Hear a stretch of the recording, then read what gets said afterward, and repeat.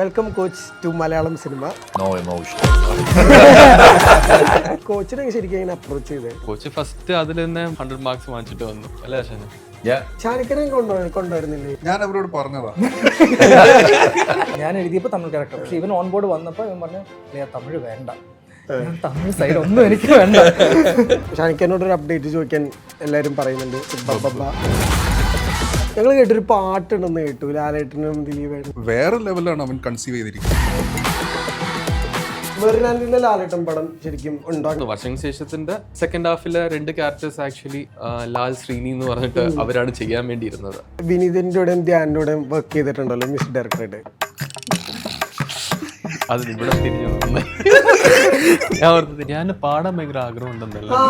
Malarvadi arts ക്ലബിലെ കാത്ത് കാത്ത് വെച്ചൊരു ധ്യാൻ ഇതിൽ പാടണം എന്ന് പറയുന്നുണ്ട്. നീ അവനൊന്ന് ട്രൈ. നമ്മൾ പിന്നെന്താ ഞങ്ങൾ ധ്യാൻ പാടി. വിനീത് പറഞ്ഞ് പാടിയ രസമുണ്ട്, പക്ഷെ നീ പാടിയത് മതി.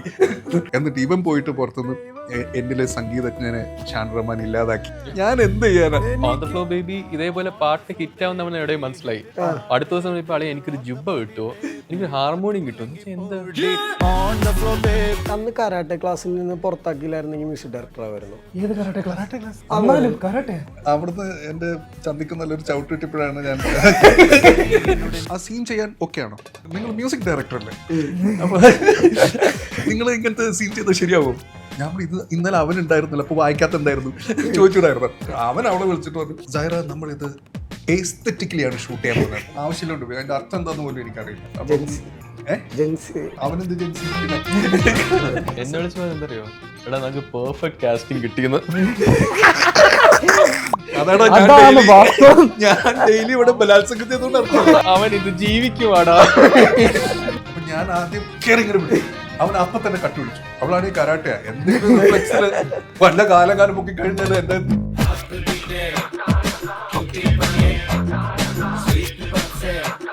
Hi hello viewers, welcome to our show untold with Ajin. ഇന്ന് നമ്മുടെ കൂടെ കുറച്ച് അൺടോൾഡ് സ്റ്റോറീസ് പറയാനുള്ളത്.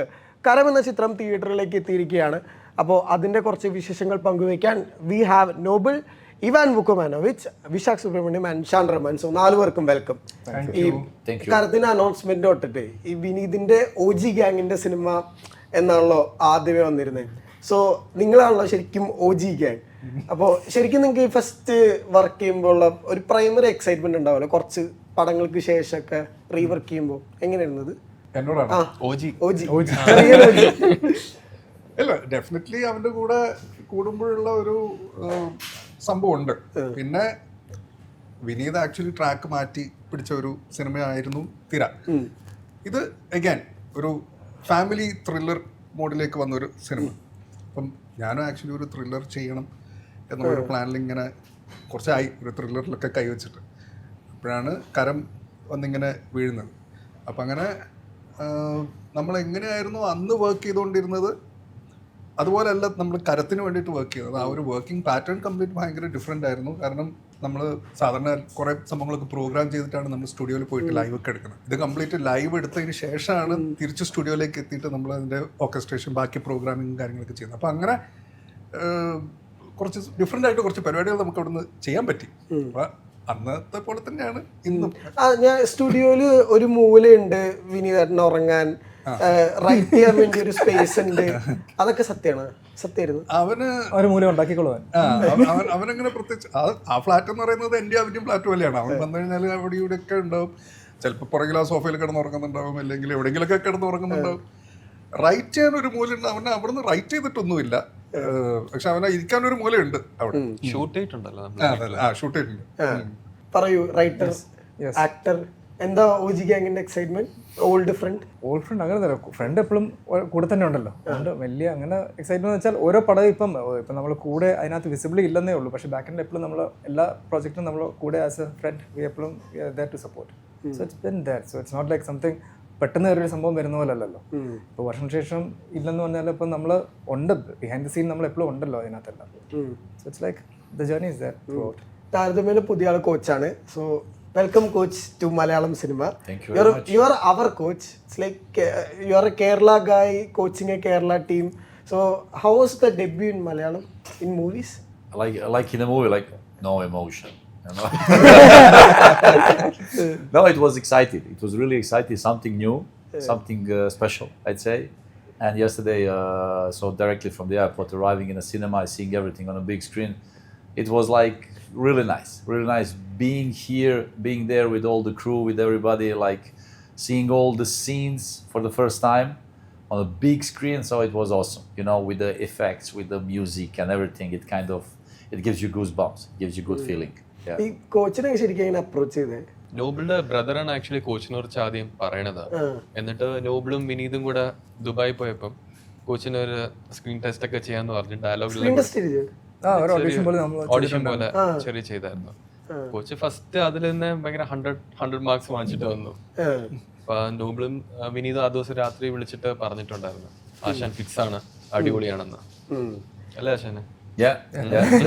we met in Dubai last year for the first time, and no, it started from there. You know Malayalam, no? അതല്ലേ ചോദിച്ചത്. കണ്ടില്ല. What you're saying? ശരിക്കും തട്ടം മിക്സ് കഴിഞ്ഞിട്ടാണല്ലോ ശരിക്കും എനിക്ക് സിനിമയിൽ വർക്ക് എന്തെങ്കിലും ആയിട്ടൊക്കെ വർക്ക് ചെയ്യണം എന്നുള്ള. തട്ടം മിക്സ് അല്ല, ഐ മീൻ ലൈക്ക് സംബന്ധിച്ചാൽ ഞാൻ ഇത് പണ്ട് ഫാദർ, ഞാൻ ഇപ്പം 4 5 ഉണ്ടായിരുന്ന സമയത്ത് ഫാദർ ഇവിടെ ഗൾഫിലൊക്കെ നമുക്ക് ഈ പറഞ്ഞ ഈ സ്റ്റാർസിൻ്റെ ഷോസ് നടത്തുക. അങ്ങനെ ലാലേട്ടൻ്റെ ഷോ ഒക്കെ അവിടെ നടന്നിട്ടുള്ള ഒരു പീരീഡ് ഫാദറായിരുന്നു അത് സ്പോൺസർ ചെയ്തതും അങ്ങനെ കോർഡിനേറ്റ് ചെയ്തത്. അപ്പം അന്ന് തൊട്ട് ഇതിനോടൊരു ഫാസിനേഷൻ നമുക്ക് എപ്പോഴും കിടപ്പുണ്ട്. അപ്പോൾ ആ പാഷനും കിടപ്പുണ്ട്. ഇങ്ങനെ ഇതിലെങ്ങനെയെങ്കിലും ഒരു പാട്ടാവണമെന്ന് അന്ന് തൊട്ടേ കിടക്കുന്നൊരു സംഭവം.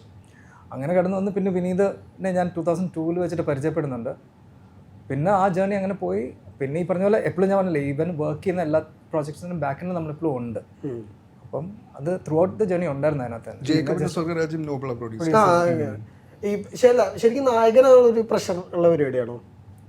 ആക്ഷൻ ഹീറോ എന്ന് പറയുമ്പോൾ ആക്ഷൻ ഹീറോ എന്നല്ല, ഇതിപ്പോൾ ഏതൊരു സബ്ജക്റ്റ് എടുത്താലും ആ ഹീറോ എലമെന്റ് അതിനകത്തുണ്ടെങ്കിൽ അത് അതിൻ്റെ പ്രഷർ ഉണ്ടാവും എനിഡേ. കാരണം അത് മൗണ്ട് ചെയ്യുന്ന നമ്മുടെ മുകളിലാണെങ്കിൽ നാച്ചുറലി അതിൻ്റെ ഒരു പ്രഷർ ഉണ്ടാവും. അതിപ്പം ആക്ഷൻ ഹീറോ ആവുന്നല്ല, അത് ഏതൊരു സബ്ജക്റ്റ് ആണെങ്കിലും ആ മൗണ്ടിങ് നമ്മുടെ മേലെ തന്നെ വരുന്നതാണ്.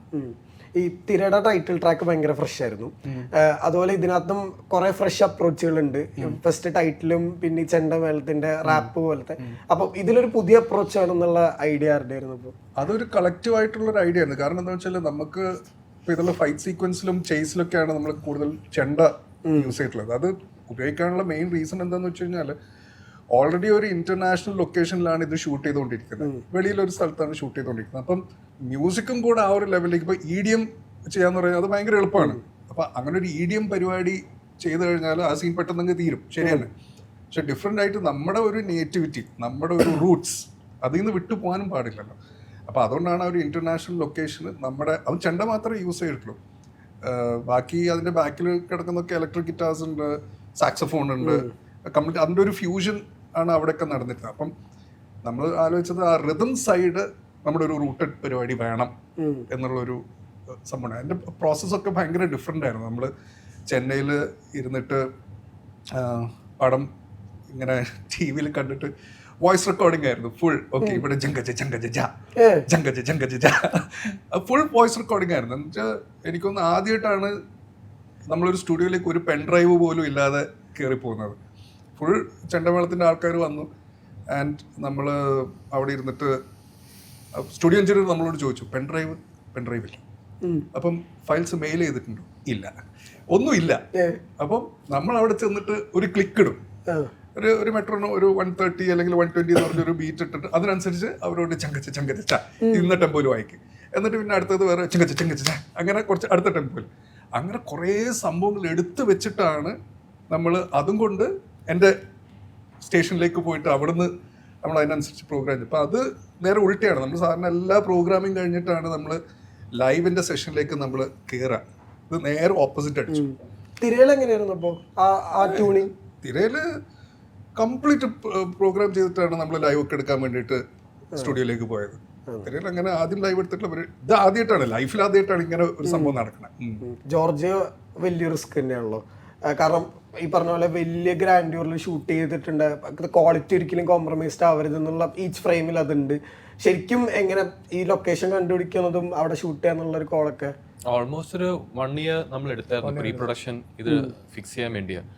എനിക്ക് വിനീത ആക്ച്വലി നമ്മൾ വർഷങ്ങൾക്ക് ശേഷത്തിന്റെ പ്രീ പ്രൊഡക്ഷൻ ടൈമിലാണ് എന്നെ വിളിച്ചിട്ട് ഇങ്ങനെ പറഞ്ഞത്, നോബിൾ വന്നിട്ടുണ്ട് ഞാൻ ചെന്നൈയിൽ, ഞാൻ ഇത് കേട്ടായിരുന്നു എൻ്റെ സ്റ്റോറി, അപ്പോൾ എനിക്ക് ഭയങ്കരമായിട്ട് ഇത് ചെയ്യണം എന്നുണ്ട്, അപ്പൊ നീ എൻ്റെ കൂടെ കാണുമെന്ന് ചോദിച്ചു. അപ്പൊ അന്ന് ഞാൻ പറഞ്ഞു വിനീത ഓക്കെ ആണെങ്കിൽ ഞാൻ റെഡിയാണ് ചെയ്യാന്ന് പറഞ്ഞു. പിന്നെ വർഷങ്ങൾക്ക് ശേഷം റിലീസ് കഴിഞ്ഞിട്ടാണ് ഫൈനൽ ഡ്രാഫ്റ്റ് ലോക്ക് ആവുന്നത്. ഒരു ഏപ്രിൽ ലാസ്റ്റ് വീക്ക് എന്തോ ആണ് ലോക്ക് ആവുന്നത്. പിന്നെ ഒരു മെയ് തൊട്ട് ഞങ്ങൾ അങ്ങ് ഇറങ്ങിയായിരുന്നു ഫുള്ളായിട്ട്. അപ്പൊ ആദ്യം ഞാൻ ഇറങ്ങിയില്ല, നോബിളും വിനീതും കൂടെയാണ് പല ലൊക്കേഷൻസ് പോയിട്ട് ഫിക്സ് ചെയ്ത് വന്നു. പിന്നെ ഒരു 1 year ഓൾമോസ്റ്റ് എടുത്തു ഈ ലൊക്കേഷൻസും കാര്യങ്ങളൊക്കെ ഫിക്സ് ചെയ്യാൻ. അതിൻ്റെ ഇടയ്ക്ക് ഒരു 4-5 പ്രാവശ്യം ഈ സ്ഥലത്ത് പോവുകയും ചെയ്തു. പിന്നെ നമ്മൾ വെളിരാജ്യത്തിൽ ഷൂട്ട് ചെയ്യുന്ന ഏറ്റവും വലിയ ടാസ്ക് എന്ന് വെച്ചാൽ നമ്മുടെ കയ്യിലല്ല കൺട്രോള്. നമ്മൾ അവിടെ ഒരു പ്രൊഡക്ഷൻ ഹൗസിനെ ഏൽപ്പിക്കുകയും അവരായിരിക്കും ഫുൾ കാര്യങ്ങൾ എക്സിക്യൂട്ട് ചെയ്യുന്നത്. അപ്പൊ അത് നമ്മുടെ അടുത്ത് ചോദിക്കും ഏതൊക്കെ സമയത്ത് എന്തൊക്കെയാണ് ഷൂട്ട് ചെയ്യേണ്ടത്, എന്തൊക്കെയാണ് വേണ്ടതെന്നൊക്കെ. അത് നമ്മൾ ലിസ്റ്റ് കൊടുക്കുകയാണെങ്കിൽ പിന്നെ അത് വിത്ത് ക്യാമറ പോലും നമ്മൾ പറയണം ഇന്ന രീതിയിലാണ് ഷൂട്ട് ചെയ്യാൻ പോണേന്ന്. പിന്നെ ആ ലൊക്കേഷനിൽ വന്നിട്ട് ക്യാമറ ഇങ്ങനെ ഒന്ന് തിരിക്കണം എന്ന് പറഞ്ഞാൽ പോലും നടക്കത്തില്ല. അത്രയ്ക്ക് സ്ട്രിക്റ്റ് ആണ് അവിടുത്തെ കാര്യങ്ങളൊക്കെ. അപ്പം അതിനൊരു എല്ലാം നമ്മൾ നേരത്തെ കൊടുത്തു. എവിടൊക്കെയാണ് ഏതൊക്കെ സ്ട്രീറ്റിലാണ് കാറ് പോണത്, എങ്ങനത്തെ രീതിയിലാണ് നമ്മൾ ഷൂട്ട് ചെയ്യാൻ പോകുന്നത്. ഭയങ്കര സ്പെസിഫിക് ആയിരിക്കണം. ലൈക്ക് എത്ര സമയം ഉണ്ടാവും, എത്ര നേരം, എത്ര ക്രൂ ഉണ്ടാവും, വളരെ സ്പെസിഫിക്. ആ സ്പെസിഫിക് എന്തെങ്കിലും സാധനം അങ്ങോട്ടും ഇങ്ങോട്ടും മാറിയിട്ടുണ്ടെങ്കിൽ അപ്പോൾ തന്നെ അവർക്കും അത് ഇഷ്യൂ ആണ്. നമ്മൾ അതിന് വേറെ പെർമിഷൻ എടുക്കാനും പോകണം. പെർമിഷൻ എടുക്കാൻ പോയാൽ അന്ന് കിട്ടത്തില്ല, നെക്സ്റ്റ് ഡേ ആവും. നെക്സ്റ്റ് ഡേ എന്ന് വെച്ചാൽ ലൊക്കേഷൻ മാറിയ അടുത്ത, കാരണം നമ്മൾ ഈ ഇത്രയും നമ്പർ ഓഫ് ഡേയ്സിന്റെ ഫുൾ ചാർട്ട് കൊടുത്തിരിക്കുക. അപ്പൊ ഇവര് ഓൾമോസ്റ്റ് 1 month മുമ്പ് തന്നെ ഇവര് ഫുൾ പെർമിഷൻ എടുത്തിരിക്കുക.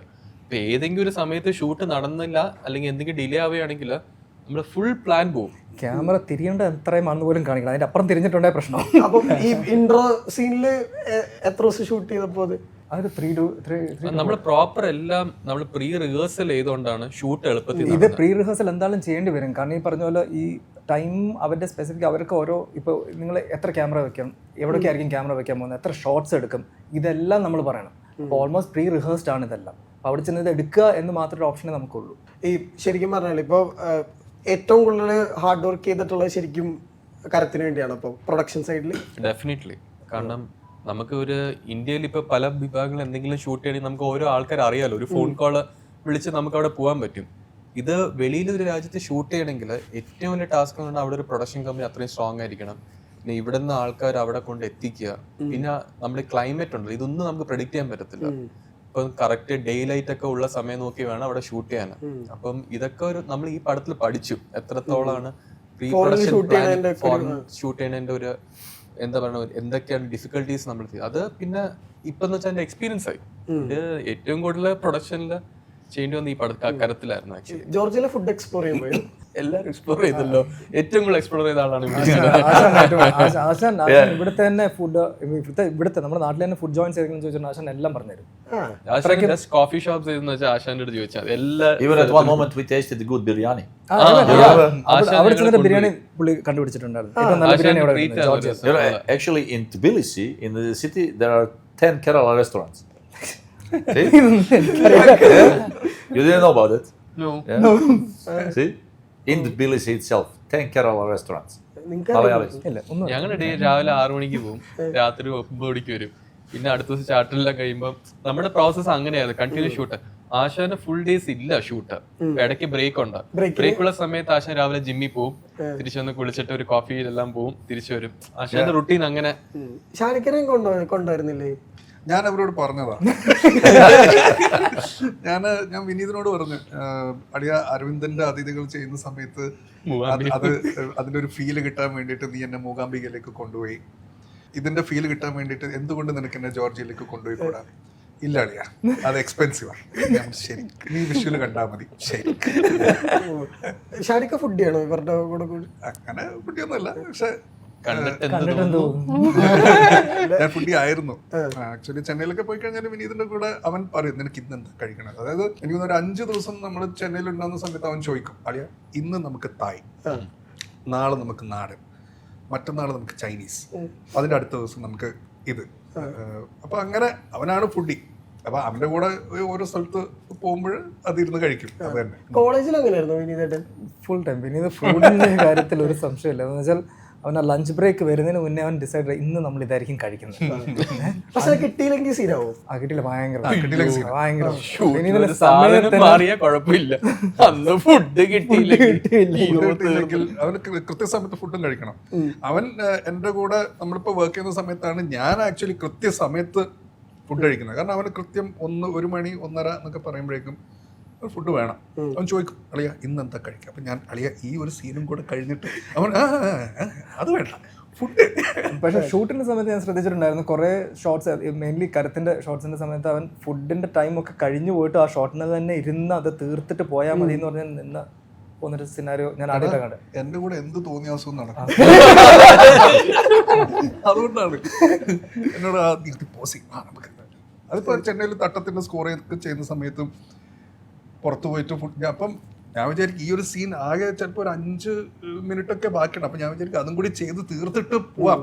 അപ്പം അവൻ പറയും അടിയാ സീഷൽസ് എന്ന് പറഞ്ഞൊരു റെസ്റ്റോറൻറ്റ് തുടങ്ങിയിട്ടുണ്ട്, മിഡിൽ ഈസ്റ്റ് അറബിക് ഫുഡാണ്, നമുക്ക് പോയിട്ട് ഞാൻ പറയട്ടെ 5 മിനിറ്റ് കൊണ്ട് ഈ സാധനം വേണ്ട വേണ്ട വേണ്ട വാ വാ വാ. വിശ്വാസം നീ ചെയ്തോളൂ എന്നുള്ള വിശ്വാസം ചെയ്തോളും. പിന്നെ കൊച്ചിയില് വന്ന ഷാനിക്കയുടെ കൂടെ അത്രയും ടൈം സ്പെൻഡ് ചെയ്യാമല്ലോ, എളുപ്പത്തിൽ പോണ്ടല്ലോ തിരിച്ച്. കാരണം ഷാനിക്കയുടെ ഫ്ലാറ്റില് ഭയങ്കര അവിടെ ഒരു വൈബ് ഉണ്ടെന്ന് എപ്പോഴും പറയാറുണ്ട്. പക്ഷെ അവനധികം വൈബ് തോന്നാറില്ല. ഫുഡി ഓ ഞാൻ ഇടയ്ക്ക് ഇവിടെ കൂടെ നിൽക്കുമ്പോൾ അനിയനും ചേട്ടനും നല്ല ഫുഡുള്ള വിനീതും ധ്യാനും. അപ്പൊ ഉള്ള സമയത്ത് പോകുമ്പോൾ ഫുഡ് എക്സ്പ്ലോർ ചെയ്യാൻ ഇഷ്ടം. പിന്നെ രാത്രി ആകുമ്പോൾ ഇത്രയും കഴിക്കണ്ടെന്നുണ്ട് പിന്നെ ജിമ്മിൽ പോയിട്ട് വർക്ക്ഔട്ട് ചെയ്ത് വീണ്ടും ഗിൽട്ട് അടിക്കും മൊത്തത്തില്. ഈ ശരിക്കും കരത്തിൽ ഒരുപാട് ഇമോഷണൽ ആംഗിൾ കൂടെ ഉണ്ട്. ശരിക്കും അത് എഴുതുമ്പോൾ ഒരു റൈറ്ററായിട്ട് ശരിക്കും അതിനെങ്ങനെ പ്രിപ്പയർ ചെയ്തതും എന്ന് വെച്ചാൽ നമ്മൾ എഴുതി പോയപ്പോൾ എനിക്ക് ഈ ഒരു സ്ലൈസ് ഓഫ് ലൈഫ് ഒരു ഇതെനിക്ക് ഇഷ്ടമായിരുന്നു. എന്ന് വെച്ചാൽ ഒരാളുടെ പാസ്റ്റ് പിന്നെ ഒരാളുടെ പ്രസന്റ്, അയാൾ പോകുന്ന ജേർണി ആ പോകുന്നത് എനിക്ക് ഇഷ്ടമാണ്. പക്ഷെ അത് നമ്മൾ യൂഷ്വലി നമ്മൾ കുറേ പടങ്ങൾ വരുന്നതാണല്ലോ. അപ്പോൾ അന്നേരമാണ് ഇങ്ങനെ കുറേ ഇവൻസും കൂടി ചേർത്താലോ എന്ന് ഓർത്ത്. ഓക്കെ കുറേ സിനാരീസ് കൂടി പോയാലോ എന്ന് വെച്ചാൽ ത്രില്ലിംഗ് ആയിട്ടുള്ളൊരു കുറച്ച് സിനാരീസിൽ ആ വ്യക്തി പോവുകയാണെങ്കിൽ എങ്ങനെ ആയിരിക്കും എന്ന് വെച്ചിട്ട് അതിനെ രണ്ടും കൂടി ക്ലബ് ചെയ്തിട്ടാണ് എഴുതിയത് കരം.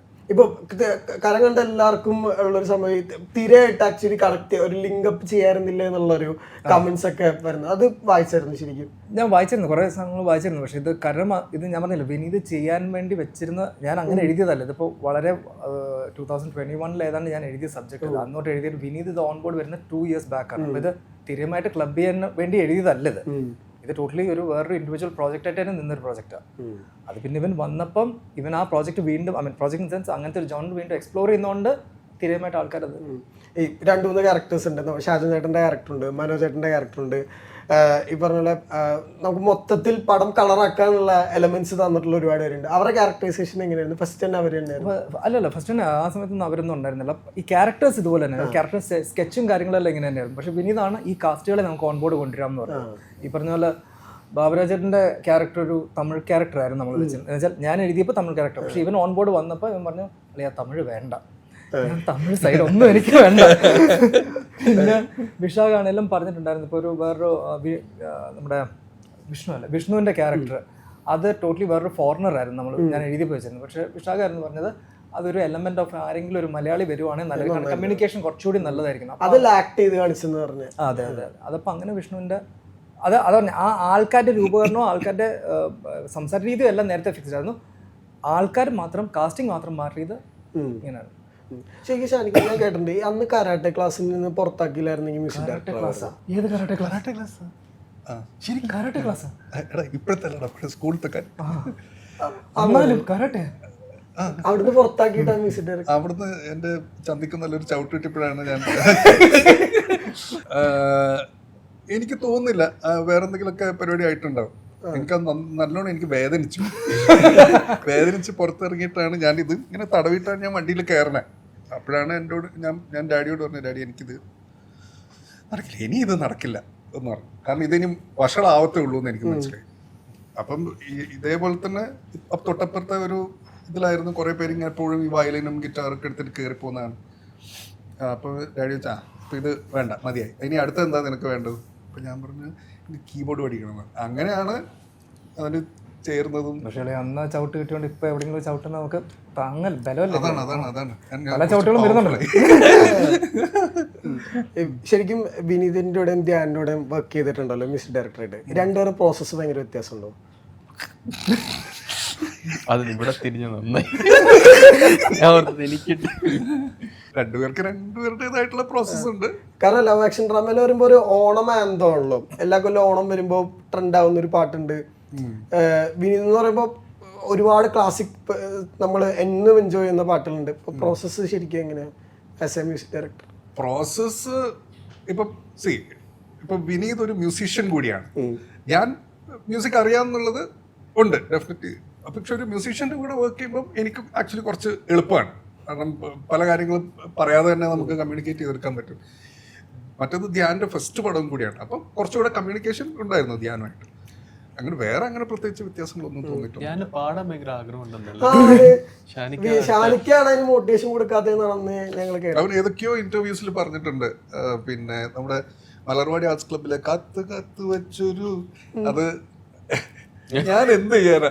ഞാൻ ആദ്യം ആ ട്രാക്ക് പാടി. ഞാൻ ട്രാക്ക് പാടിയിട്ട് വിനീതനെ വെച്ചു കൊടുത്തു. അവൻ പറഞ്ഞു അളിയ നല്ല രസമുണ്ട്, നീ പിന്നെ ധ്യാൻ ഇതിൽ പാടണം എന്ന് പറയുന്നുണ്ട്, നീ അവനൊന്ന് ട്രൈ. നമ്മൾ പിന്നെന്താ ഞങ്ങൾ ധ്യാൻ പാടി, ധ്യാനെ കൊണ്ട് ഞാൻ പാടിച്ചു. എന്നിട്ട് ഞാനത് വിനീതനെ അയച്ചു കൊടുത്തു. വിനീത് പറഞ്ഞ് ഇത് കേട്ടിട്ട് അളിയ രസമുണ്ട്, പക്ഷെ നീ പാടിയത് മതി. ഞാൻ എന്ത് ചെയ്യാം, ഞാൻ ഇതിലൊരു തീരുമാനമേ എടുത്തിട്ടില്ല. എന്നിട്ട് ഇവൻ പോയിട്ട് പുറത്തുനിന്ന് എന്നിലെ സംഗീതജ്ഞനെ ഷാൻ റഹ്മാൻ ഇല്ലാതാക്കി, ഇല്ലാതാക്കി. അപ്പൊ അങ്ങനെ അല്ല ആക്ഷൻ ഡ്രാമയിൽ പാടാൻ അങ്ങനെ പാടണമെന്ന് അവൻ പറഞ്ഞില്ല. ഓൺ ദ ഫ്ലോ ബേബി ഇതേപോലെ പാട്ട് ഹിറ്റ് ആവുന്ന നമ്മൾ എവിടെയും മനസ്സിലായി. അടുത്ത ദിവസം ഇപ്പൊ അളിയ എനിക്കൊരു ജുബ്ബ കിട്ടുമോ, എനിക്കൊരു ഹാർമോണിയം കിട്ടുമോ, എന്ത് ഇല്ല വെറുതെ എന്ന് പറഞ്ഞ് അവസാനം അതിനകത്ത് ധ്യാന്റെ ക്യാമിയോ ഉണ്ടല്ലോ, ഹിറ്റ് പാട്ടൊന്നും അറിയുന്നു പറഞ്ഞപ്പോ അവൻ നേരെ ഒരു സീൻ. അങ്ങനെയാണ് കുടുക്കൽ കയറിയത്. അല്ല, ഒന്നാമത് ആ കുടുക്കെന്ന് പറഞ്ഞ പാട്ട് തന്നെ ഇല്ലായിരുന്നു ആ പടത്തില്. കാരണം അത് വേറൊരു പഴയ സുരേഷ് ചേട്ടന്റെ പാട്ടിന്റെ റൈറ്റ്സ് ഭയങ്കര വില കൂടി. അപ്പൊ ഞാൻ നോക്കുമ്പോൾ ഞാൻ ആ സോങ് വെച്ചിട്ടാണ്, അതായത് കുടുക്കിന്റെ സെയിം അറേഞ്ച്മെന്റ് മാറ്റിയിട്ടൊന്നുമില്ല, സെയിം അറേഞ്ച്മെന്റിൽ ആ ഒരു പഴയ സുരേഷ് ചേട്ടന്റെ പാട്ട് അല്ലേ, സുരേഷ് ഗോപി സുരേഷ് ചേട്ടന്റെ ഒരു പാട്ടായിരുന്നു ഉണ്ടായിരുന്നത്, എന്റെ റീമിക്സ്. അതിന്റെ വിഷ്വൽ കണ്ടാലും അറിയാം. കാരണം പിന്നെ രഞ്ജിയേട്ടനൊക്കെ ഇങ്ങനെ ചെയ്യുന്നുണ്ട്, അതൊക്കെ ഉണ്ട് ആ വിഷ്വൽ. പക്ഷെ ഇത് അൾട്ടിമേറ്റ്ലി ഇതിന്റെ ഔട്ടൊക്കെ ഇറക്കുന്ന സമയത്ത് ഞാൻ വെറുതെ അജുവിനെ വിളിച്ചിട്ട് ഞാൻ പറഞ്ഞു, അളിയാ നീ റൈറ്റ്സ് വല്ലതും മേടിച്ചിട്ടുണ്ട് ഈ പാട്ടിന്റെ? മേടിച്ചില്ല, അത് എക്സ്പെൻസീവ്. പിന്നെ പ്രൊഡ്യൂസേഴ്സ് അങ്ങനെ റൈറ്റ്സ് കിട്ടില്ല, അല്ലെങ്കിൽ റൈറ്റ്സ് മേടിക്കാൻ പറ്റില്ല എന്ന് പറഞ്ഞ ഒരു ഘട്ടത്തിലാണ് 10 മിനിറ്റ് കൊണ്ട് മറ്റേ വോക്കൽ മ്യൂട്ട് ചെയ്തിട്ട്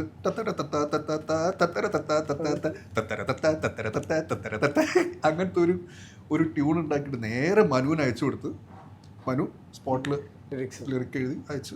അങ്ങനെ ഇറക്കിയ പാട്ട് അത് ഇവൻ കേട്ടപ്പോൾ ഇതിനെന്തോ ഒരു സാധ്യത മണക്കുന്നുണ്ടല്ലോ എന്ന് പറഞ്ഞ് റീലും കൂടെ കുറച്ച് പോപ്പുലർ ആയിരുന്നെങ്കിൽ കുറച്ചുകൂടെ പോയെന്നെ. കാരണം അന്ന് വൈകിട്ടാണ് ഷാനിക്ക ബാന്ന്. അപ്പൊ അന്ന് ഷാനിക്കും വിനീതും ഉണ്ടായിരുന്നല്ലോ, വിനീതും ഉണ്ടായിരുന്നു ഫ്ലാറ്റില്. അപ്പൊ എല്ലാം കഴിഞ്ഞിട്ടാണ് രസമുണ്ടല്ലോ. പിന്നെയാണ് ഈ ജുബയും ഹാർമോണിയം കിട്ടുമെന്ന് പറഞ്ഞ് അടുത്ത ദിവസം പോയി. In this movie there is a dialogue, Indians are very emotional. You know it very well because you're working with India, Kerala for a very long time. So how do you feel that emotional connect to the audience whenever you get into that stadium, you meet Kerala people? Yeah, of course. Like we said, there is a lot of emotion around football itself. And when you get connected with that crowd, with that environment, when you have 50,000-60,000 people screaming, chanting together, it wakes up something special inside every man. So then that emotion, of course, reflects on the pitch, and of course on myself. So being part of that, being part of every time going into that stadium, feeling it crumbling and everything. So of course, it came like transferred to this project as well. നിങ്ങൾ കോച്ചിനെ cinema പഠിപ്പിച്ചു, coach നിങ്ങളെ football കളിക്കാൻ പഠിപ്പിച്ചു. Coach നല്ല motivator ആണെന്ന് നമുക്ക് മനസ്സിലായി. പല സമയത്തും നമ്മൾ ഷൂട്ടൊക്കെ കഴിഞ്ഞിട്ട് നമ്മൾ പറഞ്ഞു ആശാന് ചില ദിവസം ഷൂട്ടുണ്ട്, ചില ദിവസം ഷൂട്ടില്ല. അപ്പം പുള്ളിയുടെ ഇതേപോലെ രാവിലെ ജിമ്മെല്ലാം കഴിഞ്ഞ് വാക്കെല്ലാം പോയിട്ട് 8 o'clock ആകുമ്പോൾ ഡിന്നർ കറക്റ്റ് കാണും അവിടെ. നമ്മൾ ഷൂട്ട് ചെയ്യുന്ന സമയത്ത് നമ്മൾ ഭയങ്കര ടയർഡ്, ഹേ ബോയ്സ് കം പിന്നെ ഇത് നോബിൾ ഞാനെല്ലാം ഇങ്ങനെ ഇരിക്കുകയായിരിക്കും. നമ്മൾ കുറച്ച് നാളെ ഇതുണ്ടല്ലോ ഇത്. പിന്നെ എനിക്ക് മനസ്സിലായി പുള്ളി എന്തുകൊണ്ടാണ് കേരള ബ്ലാസ്റ്റേഴ്സിന്റെ കോച്ച് അത്രയ്ക്കൊരു മോട്ടിവേറ്റർ. അപ്പൊ ചില സമയത്തൊക്കെ നമ്മൾ ഒരു ജേഴ്സി ഒക്കെ ഉണ്ടായിരുന്നു, ജേഴ്സി ഒക്കെ ഇട്ട് വേണമെങ്കിൽ ഗ്രൗണ്ടിൽ ഇറങ്ങാനുള്ള അത്രയ്ക്കൊരു മോട്ടിവേഷൻ ഉണ്ടായിരുന്നു. ഇൻ ബിറ്റ്വീൻ സീൻസ് ഒക്കെ എങ്ങനെയായിരുന്നു നിങ്ങൾ തമ്മിൽ? അല്ല, ആശാനായിട്ട് കംഫർട്ടബിൾ ആയിരുന്നു. ഞാൻ പറഞ്ഞത് ആശാൻ അതുപോലെ തന്നെ നമ്മൾ കൂടെ നിൽക്കുന്ന ഒരാളാകുമ്പോൾ കംഫർട്ടബിൾ ആയിരുന്നു നമുക്ക് വർക്ക് ചെയ്യാനാണെങ്കിലും. പിന്നെ ഞാനും ആശാനായിട്ടുള്ള സീക്വൻസ് വളരെ കുറച്ചേ ഉള്ളൂ. എന്നെ തല്ലുന്ന സീക്വൻസ് മാത്രമേ ഉള്ളൂ. സത്യം പറഞ്ഞാൽ എനിക്ക് അടി കിട്ടുന്ന സീക്വൻസേ ഉള്ളൂ. ശരിക്കും കൈ കൊണ്ടൊക്കെ വീണിട്ടുണ്ട് ഞാൻ അവിടെ ചാത്തി കിടക്കും. അല്ല, ആക്ഷൻ വേണ്ടി നിങ്ങൾ എന്തോരം എഫേർട്ട് എടുത്തിട്ടുണ്ട് ഫിസിക്കലി? ട്രെയിനിങ് എടുത്തിട്ടുണ്ട് ആക്ഷൻ്റെ ഒരു സീക്വൻസുകൾ. ഇപ്പോൾ ഈ തല്ല് കൊടുക്കൽ മാത്രമല്ല, വാങ്ങിയിട്ട് വീഴുന്നതും അറിയണമല്ലോ. കാരണം വീഴുമ്പോഴാണ് കൂടുതൽ ഇഞ്ചുറി നടക്കുന്നത്. അപ്പോൾ ആ സാധനങ്ങൾ എല്ലാത്തിനും ട്രെയിനിങ് എടുത്തിട്ടുണ്ടായിരുന്നു. ഷാനിക്ക വിനീതന്റെ ലൈഫിൽ ഭയങ്കര ഇമ്പാക്ട് ഉള്ള ആളുകൂടെയാണല്ലോ. ഭയങ്കര അതായത് എന്നോട് പറഞ്ഞിട്ടുണ്ട് ഈ മലർവാടിയിലെ മലർവാടി തട്ടത്തിലെ വിനീതേട്ടന്റെ സെലിബ്രേഷൻ ശരിക്കും പറഞ്ഞു കഴിഞ്ഞാൽ മലർവാടിക്ക് വേണ്ടി SH കോളേജിൽ പോയപ്പോൾ ഷാനിക്ക സ്റ്റേജ് കയറിയിട്ട് അണ്ടർടേക്കറിന്റെ പോലെ കാണിച്ച പരിപാടിയായിരുന്നു. അപ്പോൾ അത്രയും മോട്ടിവേറ്റഡ് ആയിട്ടുള്ള ആളാണല്ലോ. ശരിക്കും നിങ്ങൾ തമ്മിൽ എങ്ങനെയാ റാപ്പ് മച്ചാണോ? ഞങ്ങൾ മൂന്നുപേരും എത്രയോ വർഷങ്ങളായിട്ടുള്ള ഫ്രണ്ട്സാണ്. അപ്പം വിനീത് എങ്ങനെയാണോ അതുപോലെ തന്നെയാണ് എനിക്ക് നോബിളും. മച്ചാ ഫ്രണ്ട്സ് എന്ന് വെച്ച് കഴിഞ്ഞാൽ യെസ് അങ്ങനെ തന്നെ പറയാം. മച്ചാ നമ്മളിപ്പോൾ അതുകൊണ്ടാണ് അഭിനയിക്കാൻ വന്നപ്പോഴും ആ ചാൻസ് എടുക്കാന്ന്. അത് അവൻ ഈ അഭിനയത്തിലേക്ക് നമ്മളെ വീഴ്ത്താൻ വേണ്ടിയിട്ട് അവൻ ചില വാക്കുകൾ ഉപയോഗിക്കും. അത് ആണ് അവൻ എസ്തെറ്റിക്കലി എന്ന് പറഞ്ഞ വാക്കൊക്കെ ആവശ്യമുണ്ട്. അതിൻ്റെ അർത്ഥം എന്താന്ന് പോലും എനിക്കറിയില്ല. അപ്പം അങ്ങനെ എന്തെങ്കിലും ആയിരിക്കും. അവനെന്ത് ജെൻസി. പിന്നെ അവൻ എന്നോട് ഈ ഒരു സീൻ, അതായത് വർഷങ്ങൾക്ക് ശേഷത്തുള്ള ഒരു സീൻ എനിക്ക് പറഞ്ഞു തന്നപ്പോൾ ഞാനും എൻ്റെ വൈഫും കൂടിയിട്ട് അത് കേൾക്കുന്നത്. അപ്പം അതൊരു അങ്ങനത്തെ ഒരു സീനാണല്ലോ, അറിയാമല്ലോ. അപ്പം ഞാൻ പറഞ്ഞു എനിക്ക് കുഴപ്പമൊന്നുമില്ല. അപ്പം അവൻ പറഞ്ഞാളാ ഇത് നീ വിചാരിക്കുന്നത് അങ്ങനെ ഇത് കോമഡിയാണ് പരിപാടി ഒക്കെ എന്നോട്. നമ്മൾ ശരി ഓക്കെ. അപ്പോൾ അടുത്ത ദിവസം രാവിലെ എൻ്റെ വൈഫ് എഴുന്നേറ്റ് ഞാൻ നോക്കുമ്പോൾ ഇങ്ങനെ ഇടത്തോട്ട് നടക്കുന്നു വലത്തോട്ട് നടക്കുന്നു, ഇടത്തോട്ട് നടക്കുന്നു വലത്തോട്ട് നടക്കുന്നു. എന്നിട്ട് എന്നോട് ചോദിച്ചു അറിയോ ഓക്കെ? ഞാൻ പറഞ്ഞു ഐ എം ഓക്കെ. എന്നിട്ട് ആ സീൻ ചെയ്യാൻ ഓക്കെ ആണോ? അപ്പം ഞാൻ പറഞ്ഞു ഇപ്പം എനിക്കങ്ങനെ സിനിമയല്ലേ അഭിനയല്ലേ ഇപ്പം പക്ഷെ എന്തോ നിങ്ങൾ മ്യൂസിക് ഡയറക്ടറല്ലേ, അപ്പോൾ നിങ്ങൾ ഇങ്ങനത്തെ സീൻ ചെയ്താൽ ശരിയാവും. ഞാൻ ഇത് ഇന്നലെ അവനുണ്ടായിരുന്നില്ല അപ്പോൾ വായിക്കാത്ത എന്തായിരുന്നു ചോദിച്ചിടായിരുന്നു. ഇല്ല അത് വിട്ടുപോയി. അപ്പം ഞാൻ പറഞ്ഞ ഒരു കാര്യം ചെയ്യാം, അത് വിട്ടേക്ക്. ഞാൻ ഇപ്പോൾ എന്തായാലും ഞാൻ സ്റ്റുഡിയോയിൽ പോയിട്ട് വരാമെന്ന് പറഞ്ഞാൽ സ്റ്റുഡിയോയിൽ എത്തിയിട്ട് ഞാൻ വിനീതിനെ വിളിച്ചിട്ടാണ്. ഞാൻ പറഞ്ഞാൽ അത് നടക്കും തോന്നുന്നില്ല, കാരണം ഇത് അവള് ഡിസ്റ്റർബ്ഡ് ആണെന്നാണ്. അപ്പം ഇവൻ പറഞ്ഞ ഞാനിപ്പോൾ തന്നെ വിളിക്കുന്നിട്ട് അവൻ അവളെ വിളിച്ചിട്ട് പറഞ്ഞു സൈറ നമ്മളിത് എസ്തെറ്റിക്കലിയാണ് ഷൂട്ട് ചെയ്യാൻ പോകുന്നത്. അപ്പോൾ അവള് എന്തോന്ന് നമ്മളിത് എസ്തെറ്റിക്കലിയാണ് ഷൂട്ട് ചെയ്യാൻ പോകുന്നത്. അപ്പോൾ എനിക്ക് വേറെ എന്തോ ഒരു 1-2 വാക്കും കൂടി ഉപയോഗിച്ച് ഞാൻ തിരിച്ച് വീട്ടിൽ വന്നപ്പോൾ അവള് കംപ്ലീറ്റ്ലി ഓക്കെ. അപ്പോൾ ഞാൻ ഇവൻ എന്തായിരിക്കും ഉപയോഗിച്ചത്, കാരണം എനിക്ക് വേണം ആ വാക്കുകൾ എൻ്റെ ലൈഫിൽ. അപ്പോൾ പിന്നെ ഷൂട്ട് ചെയ്ത് രസമായിരുന്നു ആ ഷൂട്ടിങ്സ്. എന്നെ വിളിച്ചപ്പോൾ എന്തറിയോ, എടാ നമുക്ക് പെർഫെക്റ്റ് കാസ്റ്റിംഗ് കിട്ടിയെന്ന്.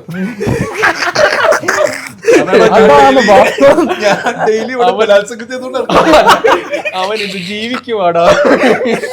അതിന്റെ കോമഡി എന്താണെന്നറിയാം, നീത്തായിരുന്നില്ലേ ഇത് ആദ്യമായിട്ടാണല്ലോ ഞാനിത് ചെയ്യണേ അഭിനയം. പക്ഷെ അതിന് മുമ്പ് ഞാൻ എന്ത് ചെയ്തിട്ടുണ്ടെന്ന് തോന്നുന്നു, ആൽബംസിലൊക്കെ ഇങ്ങനെ മുഖമൊക്കെ കാണിച്ചിട്ടുണ്ട്. അപ്പം ഇവൻ എന്നോട് പറഞ്ഞത് ഇതാണ്, നീ കയറി പിടിക്കുന്നു സ്ട്രഗിൾ.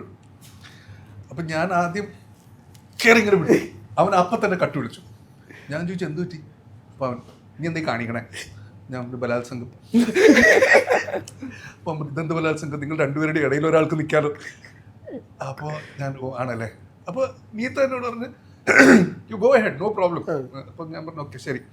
അവളാണ് ഈ കരാട്ടയാ, എന്തെങ്കിലും റിഫ്ലെക്സിൽ വല്ല കാലം പൊക്കി കഴിഞ്ഞാൽ എൻ്റെ തീർന്നു. ഞാൻ എന്നിട്ട് കയറി പിടിച്ചു. എന്നിട്ട് കുറച്ച് മൂമെന്റ്സ് ഒക്കെ ആയി. അവൾ എന്നെ തള്ളുന്നു. അപ്പം ഞാൻ ശരിക്കും ചുവരിൻ്റെ മുകളിൽ പോയിട്ട് കൃത്യമായിട്ട് വീഴണം, എനിക്ക് തലയടിക്കും പ്രശ്നം. അങ്ങനെ അത് വീണു. അപ്പോൾ വിനീത് കട്ട് പറയുന്നു ഹാപ്പി മറ്റേത് പ്രശ്നം അങ്ങനെ ഇങ്ങനെ. എനിക്കാണെങ്കിൽ പുറം വേദനിക്കുന്നു. എന്നിട്ട് ഇവള് പോയിട്ട് ആ ഫുട്ടേജ് കണ്ടു. നീത്ത പോയിട്ട് ആ ഫുട്ടേജ് കണ്ടിട്ട് Vineeth I think we should do A retake. അപ്പോൾ ഞാൻ എന്തോന്ന് റീടേക്ക്? അപ്പോൾ വിനീത് ചോദിച്ചു വൈ നീത്ത? അവൾ പറഞ്ഞു അല്ല ഷാൻ എന്നെ പിടിച്ചിട്ട് ജസ്റ്റ് കുറച്ച് ഇങ്ങനെ ആവുന്നുള്ളൂ, നല്ലോണം പോണോ. അപ്പം ഞാൻ ഇവക്കെന്താ അങ്ങനെ വിനീത് പറഞ്ഞു correct will do it again. ഞാനിങ്ങനെ ഇടത്തോട്ട് ഇവളെ നോക്കുന്നു, വലത്തോട്ട് ഇവരെ നോക്കുന്നു, ഒരു രണ്ടുപേർക്കും വട്ട. അങ്ങനെ ഫുൾ സീൻ ഒന്നുകൂടെ എടുത്തു. ഞാൻ ഓക്കെ നിനക്ക് അതാ വേണ്ട അല്ലേ ശരി, അതുകൊണ്ട് അങ്ങനെ എടുത്തു. രസമായിരുന്നു ആ സീക്വൻസ് ഒക്കെ രസമായിരുന്നു. ഈ എല്ലാവരും ചോദിക്കുന്ന ഒരു ചോദ്യമുണ്ട്, ലാലേട്ടനായിട്ട് ഭയങ്കര ക്ലോസ് ആയിട്ടുള്ള ഒരാളാണല്ലോ. അപ്പോൾ മെറിലാൻഡിലെ ലാലേട്ടൻ പടം ശരിക്കും ഉണ്ടോ? അങ്ങനത്തെ ഡിസ്കഷൻസ് ഉണ്ടാവും? ഇപ്പോൾ വർഷങ്ങൾക്ക് ശേഷം ശരിക്കും പറഞ്ഞാൽ ഞങ്ങൾ സെക്കൻഡ് ഹാഫ് ശ്രീനിയങ്ങളും ലാൽച്ചേട്ടനെ വെച്ചിട്ട് വിനീത് പിച്ചിങ് ചെയ്തു. ലാൽച്ചേട്ടൻ കഥ കേട്ടു, ഓക്കെ അടിച്ചിട്ടാണ് ശ്രീനിയങ്ങളുടെ ഹെൽത്ത് ഇഷ്യൂസ് എല്ലാം വന്നത്. ഇല്ലെങ്കിൽ ശരിക്കും ഞങ്ങളതൊരു ഡ്രീം പ്രോജക്റ്റ് പോലെ വെച്ചിരുന്നത് ഇതേപോലെ. അപ്പം അന്ന് അത് നടന്നില്ല. ഇപ്പം ആക്ച്വലി വിനീത് അങ്ങനെ സ്റ്റോറിയോ കാര്യങ്ങളോ ഒന്നും ഡിസ്കഷൻസ് വരില്ല. തോട്ട്സ് ഉണ്ട്, പക്ഷെ ഏതാണ് അടുത്ത് ചെയ്യാൻ പോണെന്ന് എനിക്കറിയത്തില്ല.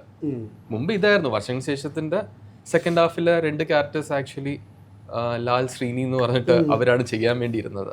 നെക്സ്റ്റ് എഴുത്ത് നടക്കുന്നുണ്ടോ?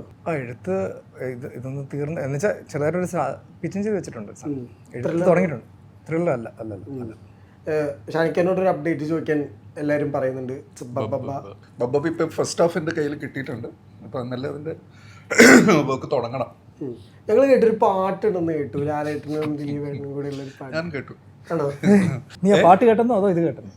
പാട്ട് ഞാൻ എപ്പോഴും കേൾക്കുന്നുണ്ട്. വീട്ടിലെ ഫുട്ടേജ് ഉണ്ടെന്നാ ചോദിച്ചത്. ഫുട്ടേജ് ഉണ്ട്. അത് എന്തിന്റെ ഫുട്ടേജ് അത് ഞാൻ പറയുന്നില്ല.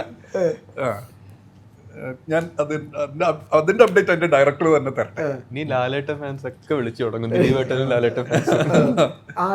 ആടുത്രി ഞാൻ ലൊക്കേഷനിലായിരുന്നു 2-3. അതിന്റെ ലൊക്കേഷൻ പോറുണ്ട്. അതിവിടെ അടുത്തല്ലേ? അവിടെ പാലക്കാട്. അതാ അവൻ എന്നെ ഞാനൊന്നും പറയുന്നില്ല.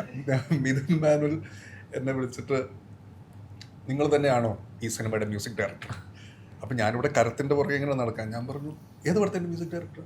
ആട് 3-യുടെ. ഞാൻ പറഞ്ഞു അതെ, അങ്ങനെയാണെങ്കിൽ നിങ്ങൾ മറ്റന്നാൾ തന്നെ ലൊക്കേഷനിൽ എത്തണം എന്ന് പറഞ്ഞു. ഞാൻ പറഞ്ഞു ശരി. അങ്ങനെ ഞാൻ പോയി. അത് ആട് 3 അവൻ വേറെ ലെവലാണ് അവൻ കൺസീവ് ചെയ്തിരിക്കുന്നത്. ഒരു അതിൻ്റെ എന്തോ കുറച്ച് ക്ലിംസും കാര്യങ്ങളൊക്കെ പുറത്ത് വന്നിട്ടുണ്ട്. അപ്പോൾ അത് കുറച്ചധികം പണിയുള്ള ഒരു സിനിമയാണ്. അതും ബബ്ബ 2 പണിയുള്ള സിനിമയാണ്. അപ്പോൾ കരം തിയേറ്ററിൽ ഓടിക്കൊണ്ടിരിക്കുകയാണ്. അപ്പോൾ ഒരുപാട് പേര് തിയേറ്ററിലേക്ക് വരുന്ന സമയം കൂടിയാണ്. അപ്പോൾ പറഞ്ഞ പോലെ വിനീതേട്ടൻ ട്രാക്ക് മാറ്റിയപ്പോൾ ഭയങ്കര ഒരു ഡിഫറെൻറ്റ് എക്സ്പീരിയൻസ് ഞങ്ങൾക്ക് കാണാൻ സാധിച്ചിട്ടുണ്ട്. അപ്പോൾ തുടർന്നും ഒരുപാട് സിനിമകളിലൂടെ നിങ്ങൾ ഞങ്ങളെ എൻ്റർടൈൻ ചെയ്യിപ്പിച്ചിട്ടുള്ളതാണ്. ഇനിയും ചെയ്യിപ്പിക്കാനുള്ള ഭാഗ്യം ഉണ്ടാവട്ടെ. Thank you for the time been coach. It's all the best for another beginning.